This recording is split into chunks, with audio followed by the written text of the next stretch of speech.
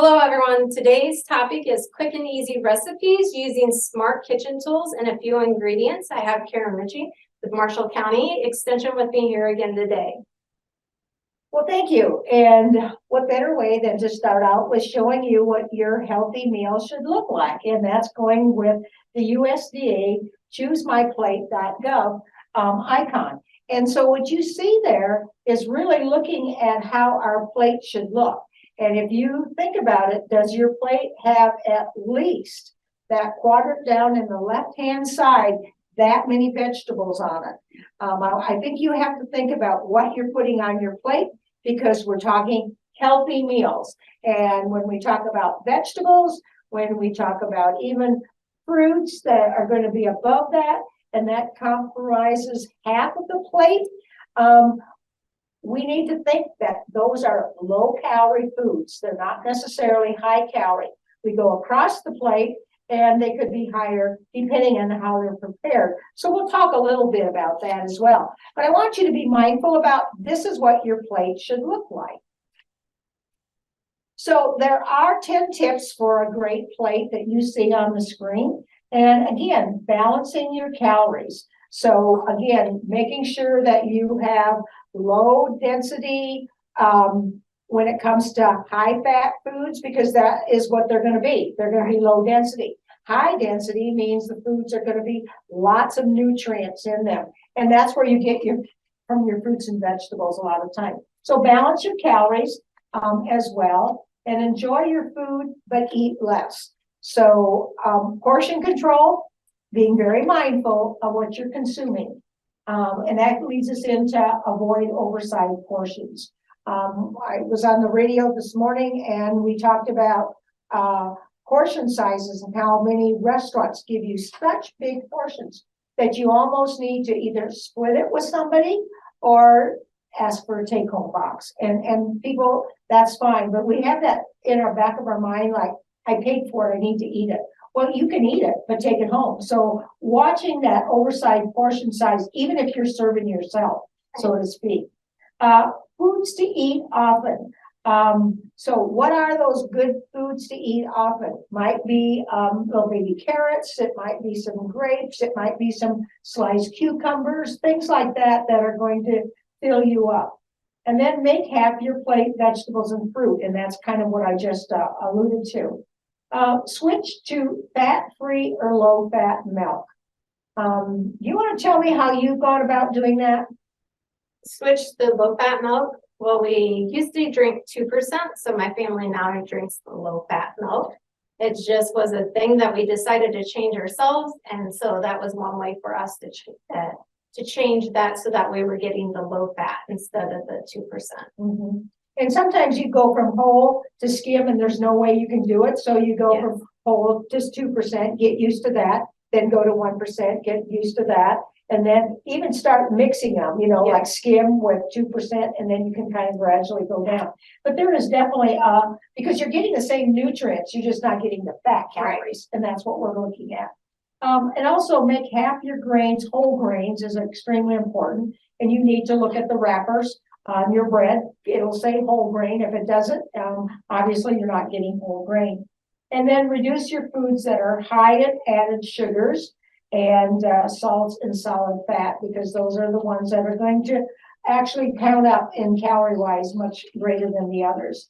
And then compare your sodium in your food. So right now we're going into winter season, or it is winter, and the fact of the matter is a lot of people buy bought-in soups, and they're extremely high in sodium. So you have to watch that as well. And then drink water instead of sugary drinks. So with that, we have some insight into making you what makes an easy and healthy meal. So some guidelines in selecting the recipe, and secrets of success is in only having 3 to 5 ingredients, then have healthy convenience foods. Prepping, doing some of that prep work beforehand, so then you don't have so much to do the day that you're preparing the meal.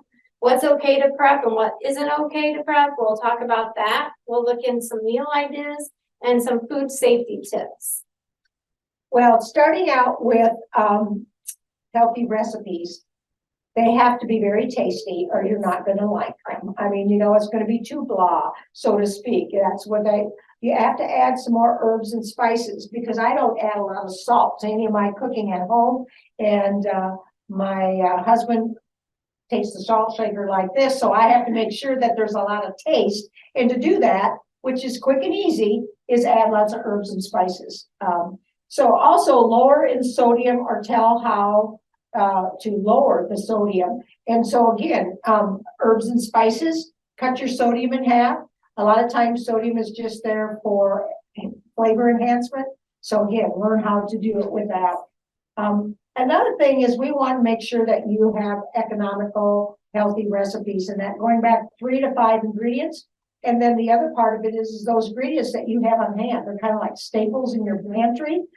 Because if you have a recipe that has lots of unique, different types of things, that's costly. And so you have to be, we want them to be economical. Commonly used and available ingredients. And that goes back to what's in your pantry. What are your staples that you can actually pick off of the shelf and add something? I know I made chili last night, and my chili never tastes the same probably because I grab whatever I can to put into it and make it. And then another one is water, salt, and pepper aren't counted as ingredients, nor are sometimes your herbs and spices as far as caloric wise. But when you're talking about making a recipe, don't worry about the water, the salt, and pepper. They really are not your ingredients when you talk about 3 to 5 ingredients. They need to be lower in sugar. They need to be lower in fat, because if you have lower amounts in sugar and fat, especially fat, you're going to have lower amount of calories as well. Not lots of extra peeling and dicing and chopping, because that takes time unless you have lots of little, what I refer to as gadgets, okay? So if you have a little electric chopper, that maybe won't take you so long, but if you have to peel it by hand and chop it, unless you have very good culinary skills with knives, it may take you a little bit longer. So look for some of those things that don't require that. And then also, no fancy cooking equipment needed. I've done some programs and people request them on electric programmable pressure cookers. I use mine all the time because it's fast. It helps me have healthy, easy recipes. I do not have an air fryer. I've done some programs with air fryers, thanks to one that's here in the office. And again, that's a healthier way to cook. So maybe that's something that you want to think about. Mm-hmm. So some secrets to success when cooking with 3 to 5 ingredients is use the best tasting ingredients whenever possible. So make sure that you're choosing high quality foods that to utilize, especially your fruits, vegetables, and then use those lean cut meats. And then try to include at least one high intense flavor ingredient. So for example, you could include mustard or Dijon mustard, sharp cheese, because it has more flavor in it and is more potent. So you don't have to use as much if you're using a sharp cheese. You can add lemon juice or lemon zest, onions, garlic, celery, olives, vinegar, nuts, pickles, pickle relish, or capers. Those all will add extra flavor to your dishes. Yeah, and the third thing is to use some prepared convenience foods. I know that first item says salsa, and when I think about the recipe that I do for one of that's done with diabetes, a program that we do, and you just basically take chicken breast and a can of salsa and cook the chicken breast in the salsa, and you'd be surprised how that chicken breast will take on that flavor. That's as simple as easy, I mean, very simple to make. And then any of your sauces are a lot of times are prepared. So if you even have marinara sauce, you can use it for a lot of different things rather than just spaghetti sauce, so to speak. And then also commercial salad dressings, they're very flavorful. They're low, you can use the low fat kind of, but any kind of salad dressings now are, there's an array of different flavors out there. A lot of them even are the vinaigrette ones, like raspberry vinaigrette, the balsamic gives a really robust flavor. So that's something that you might want to think about. Low-fat granola. Granola can be high in calories, but look for the low-fat granola. It could be a topping on something like your yogurt. It gives your yogurt a whole totally different flavor. Pie dough, graham cracker crust, pizza dough. Okay, those three things are down there now. They can be ready prepared. So you buy the pie crust already made and you just have to bake it. The same way with a graham cracker crust or pizza dough. But those are things that they're already done for you. You don't have to make it from scratch, so to speak. And then consider seasoning blends. I am amazed at how many different kinds of blends are out there in the seasoning. So if you haven't taken time to look at seasonings, they've already done the blends for you, like an Italian blend, things like that. I probably have more seasonings bottles in my pantry right now than I've ever had because there's just so many unique things that they put together. And it really enhances the flavor without adding a lot of calories. So number 5 is the keep on hand ingredients that can be used several ways. So that would be your vanilla or plain Greek yogurt. Diced tomatoes, make sure that it has no added salt to it. Canned beans with no added salt. Then you can also, for number 6, refrigerate some mixed foods like dips at least an hour to allow the flavors to blend together more so you get that high quality flavor. And then roast meats and vegetables until caramelized or brown. This brings out, again, the flavor in those meats, or save them sometime with store-bought ingredients. So like your rotisserie chicken, you could buy that instead of doing your own chicken. Yeah, and the next one is actually pre-cooked meats and freeze, and that's kind of like what you're talking about. You can cook and freeze and reheat. So a lot of times I'll do a couple pounds of ground beef up, I'll brown them. One I use for maybe ground beef patties that night, the other I'd let it cook so I could put it in chili for another night, or maybe for pasta or something, spaghetti or something like that. So if you can cook some of these things, I know there's a lot of individuals that like to do that 30-day cooking, and that's basically just, you know, one day you really cook a lot and then you make different kinds of dishes off of that. So again, cook, freeze it, and then all you have to do is grab it and reheat it. A slow cooker is another great appliance to have.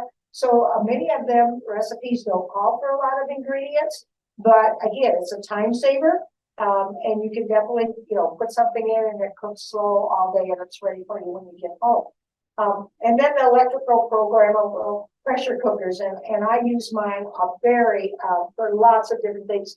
In fact, I even make cheesecake in mine. So it's just amazing that what you can do. It's just being confident in how to use it. I think that's the biggest thing. And then air fryer. A lot of people buy like frozen wings and different kinds of things, and then they just put them in the air fryer. So again, these are some things that you can use that will help you hasten the cooking process, so to speak. The other one is number 9, and that's at partial meals. So half the work is done, and whether you're eating out and you bring half of it home for a meal, or whether you are making a large batch and then you have, again, a meal for something else. It's just like when I grind that beef, brown the ground beef up. Again, some of it went into one dish, the other is going to go into the other. So there's lots of things that you can do with partial meals. And then cook from your pantry. I stock my pantry always in the fall, and so I don't have to worry about it all winter long, so to speak. And the thing about it is you use ingredients that you may already have on hand. And I do. I substitute this for that. And you know, it gives you a different flavor sometimes. I didn't have, I think, let's see, what was it? Mayonnaise one day. I was making apple salad and I didn't have the Waldorf salad, or no, it was broccoli salad. And I didn't have the mayonnaise. And so I used sour cream instead. It worked fine. Or I might use, I had some Greek yogurt and I use that instead. The consistency is still there. It might give you a little bit of different taste, but it was on hand and I had it. So sometimes you have to just cook from your pantry. Less time to the grocery store for sure. Yeah, exactly. And money saved because it's not going to waste. So let's talk about the healthy convenience foods, because a lot of these type of things we have in our pantry, or we ought to be utilizing it. We have 10 that we have listed here, and frozen fruit. And why do we ask that, to have that on hand? Smoothies, okay? That's quick and easy. And again, lots of nutrients. So frozen fruit is a plus to have on hand. Canned beans give you lots of fiber. When I'm making chili, I make chili a lot during the winter. I always have at least 5 cans of beans on hand. And then canned tuna and salmon. Omega-3s, you're going to get a lot of healthy nutrients from the omega-3s, are healthy. And so make sure, just think of all the things you can do with tuna and salmon. Salmon patties are one of my favorites. So, and that's a quick and easy. It doesn't take a lot of ingredients.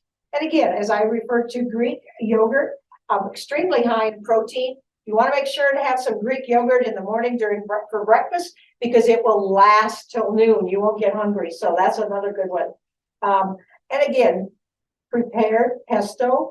And that's a healthy substitute. Many times you can substitute that for to give enhanced flavor. And then chopped frozen spinach. It has folate in it and B1. I have had a medical professional tell me that spinach is one of the best things you can have, whether it's fresh spinach or frozen spinach, canned spinach. Your spinach is super good for you. So again, keep that on your shelf. And then prepared hummus, and that will give you fiber. Now, when it says prepared hummus, you can go to the store and buy that, but you can make it really, really easy. So there's not but about 3 ingredients, I think, in prepared hummus. So the fact of the matter is have a can of what kind of beans? Chickpeas or garbanzo beans. And so right there, you can have that and make that. And then cooked lentils. Again, these are things that are what we refer to is the kind of the go-to staples when it comes to convenience foods. So how about food prep? You want to talk about that? Sure. Food prep. So foods that you do not want to freeze because they don't freeze well would include cabbage, celery, cucumbers, endive, lettuce, parsley, and radishes. They become limp, waterlogged, quickly develop oxidized color, and the aroma and flavor just aren't there anymore. Then we have Irish potatoes, baked or boiled. They become soft, crumbly, waterlogged, and mealy. Cooked macaroni, spaghetti, or rice, when frozen alone for later use, they become mushy, taste warmed over. Then if you do egg whites, if they're cooked, they become soft, tough, rubbery, and spongy. The meringue becomes soft, tough, rubbery, and spongy. Then icings made from egg whites become frothy and weak. Then we have cream or custard fillings. They separate and become watery and lumpy. Then milk sauces may curdle or even separate. Then sour cream separates and becomes watery. And then cheese or crumb toppings, they become soggy. Mayonnaise or salad dressings on sandwiches, not in salads. They tend to separate, so you don't want them on your salad then.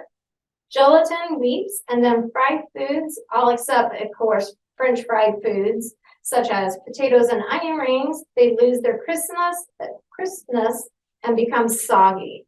So cucumbers and cabbage can be frozen as marinated products, such as freezer slaw or even freezer pickles.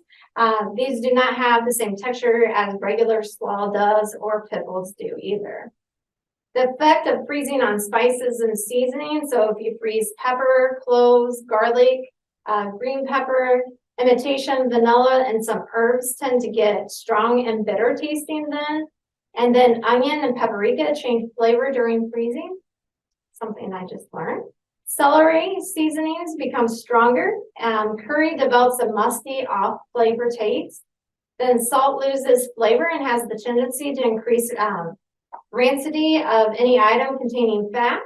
And when using seasonings and spices, season lightly before you freeze it and add additional seasoning when reheating or serving it.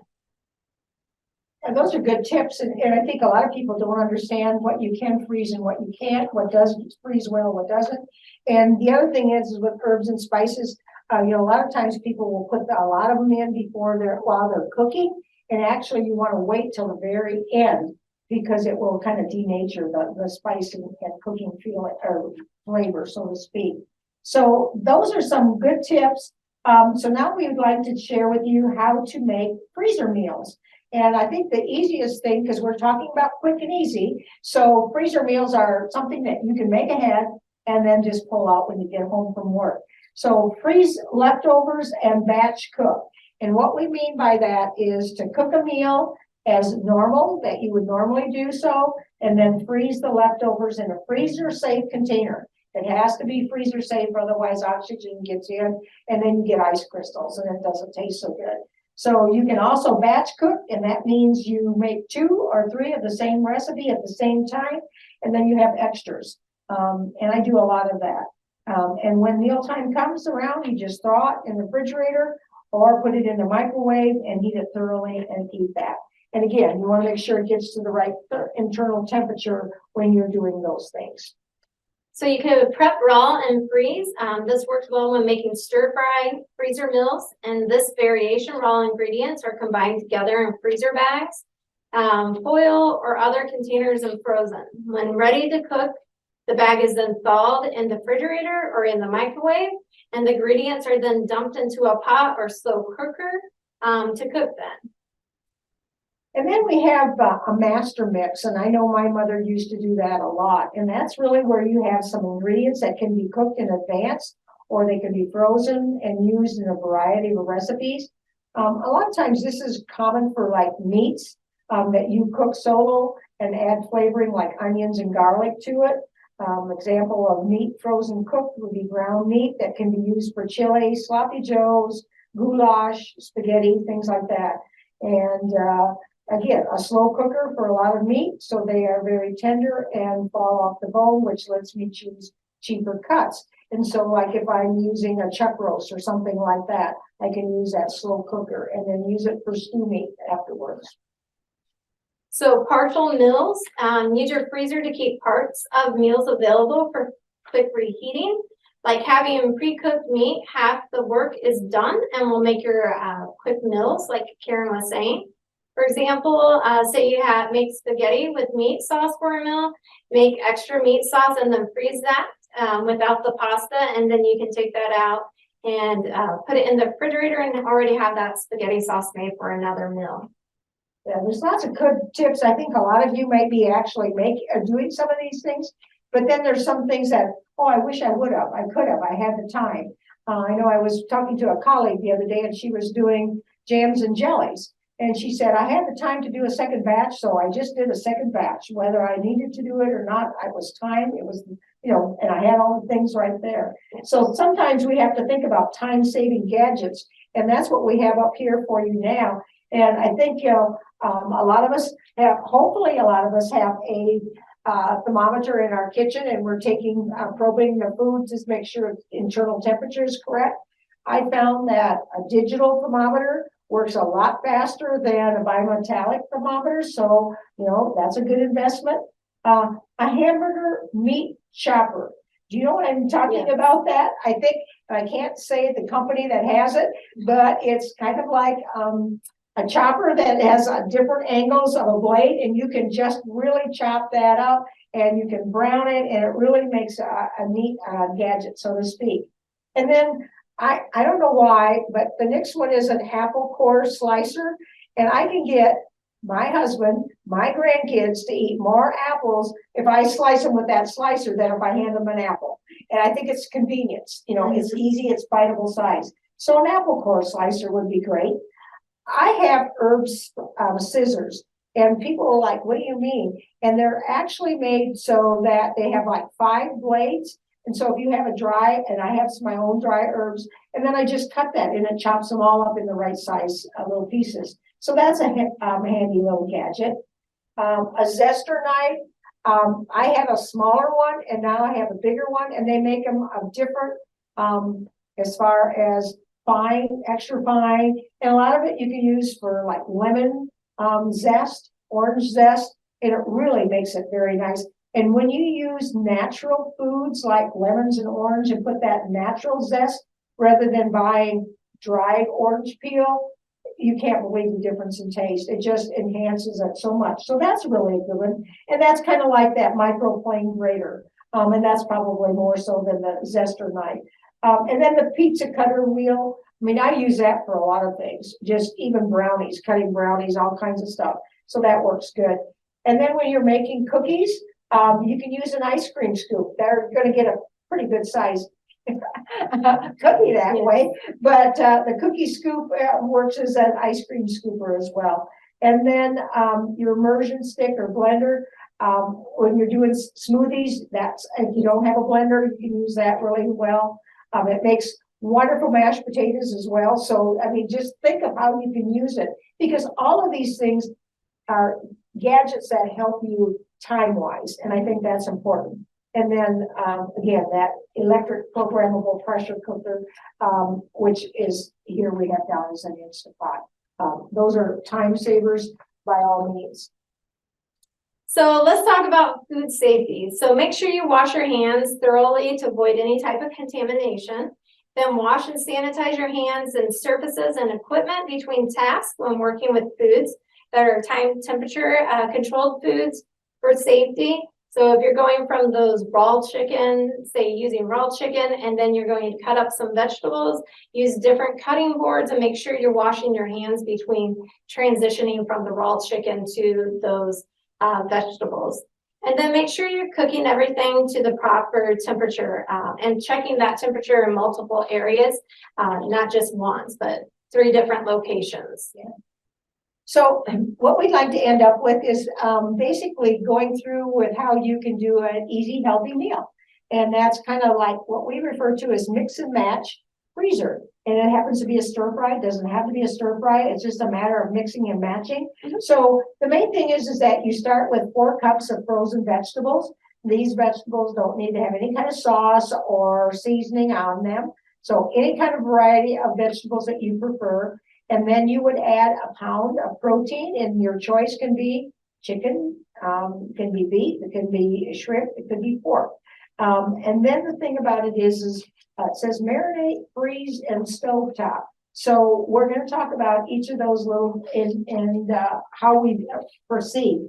So the next one is to stir fry, is the marinade. Okay, so the marinade is going to be as you can see, some soy sauce, some brown sugar, some sesame oil. And if you don't have sesame oil, you can use vegetable oil, because some people might be allergic to sesame oil.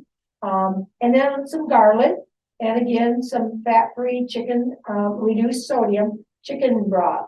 And I encourage you to look for reduced sodium chicken broth, because again, that's going to have high sodium content if you don't. And then a tablespoon of cornstarch. A lot of these things probably are in your pantry, so that's an easy marinade.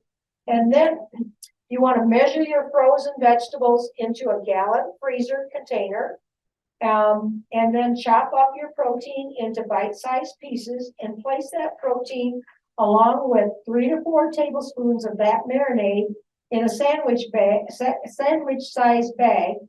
You will seal the bag and place in gallon-sized bag with the frozen vegetables. So you're not putting that on them now, you're putting it in that bag.